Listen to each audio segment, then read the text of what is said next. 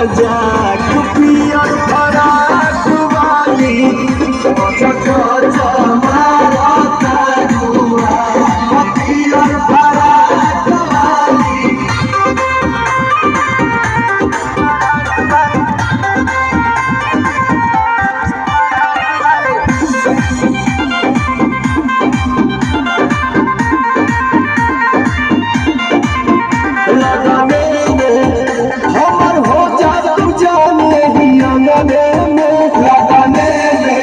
हमके पटावे ना तो फूलवे से मारब चला के